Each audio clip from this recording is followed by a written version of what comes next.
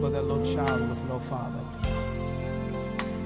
for that man that doesn't have a place to stay, and for that little boy living with AIDS. Can I tell you a story, You can lean on me. There's a man, standing on the corner. He has no home, he has no food, and his blue skies are gone. Yes, it is. Can you hear him crying now? There's a girl searching for a father and a friend. The Garden of Eden is described in Genesis 2 as being located in the eastern edge of the region known as Eden. Eden was the source of a mighty river that watered the garden as it exited. In the beginning, God created the heavens and the earth was without form, and void and darkness was upon the face of the deep, and the Spirit of God moved upon the face of the waters. It took God 7 days to create the earth. Then the Lord God formed man of the dust of the ground and breathed into his nostrils. The breath and man became a living soul. The Lord God took the man and put him into the garden to dress it and to keep it. And the Lord God commanded the man, saying, Of every tree of the garden thou mayest freely eat, but of the tree of knowledge of good and evil thou shalt not eat of it. For in every day that thou eatest thereof thou shalt surely die. And the Lord God caused a deep sleep to fall upon Adam, and he slept. And he took one of his ribs, and closed up the flesh instead thereof.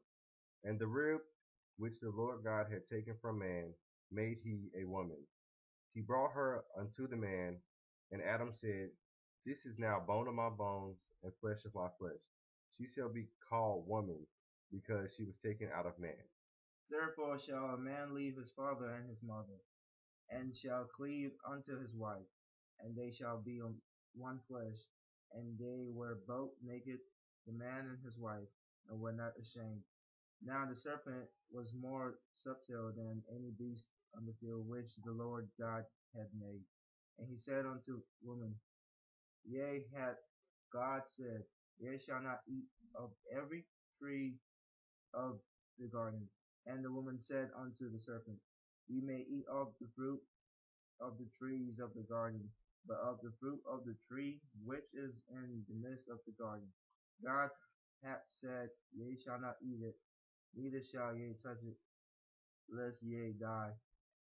And the serpent said unto the woman, Ye shall not surely die.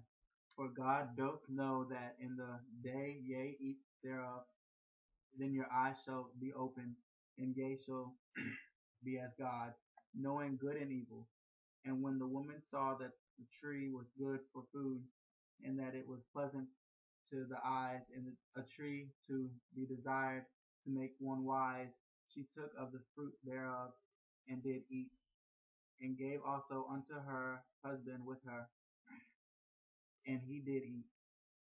And the eyes of them both were opened, and they knew that they were naked. And they sewed fig leaves together, and made themselves aprons. And they heard the voice of the Lord God walking in the garden in the cool of the day. And Adam and his wife hid themselves from the presence of the Lord God amongst the trees of the garden. And the Lord God called unto Adam, and said unto him, Where art thou?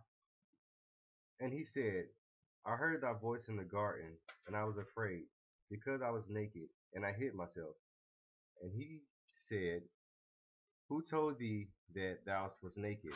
Hast thou eaten of the tree thereof I commanded thee that thou shalt not eat?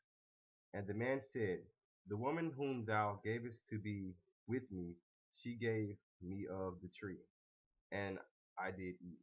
And the Lord God said unto the woman, What is this thou hast done? And the woman said, The serpent beguiled me, and I did eat. And the Lord God said unto the serpent, Because thou hast done this, thou art cursed above all cattle, and above every beast upon the field. Upon thy belly shalt thou go, and the dust shalt thou eat all thy days of thy life. And Adam calls his wife named Eve because she was the mother of all living.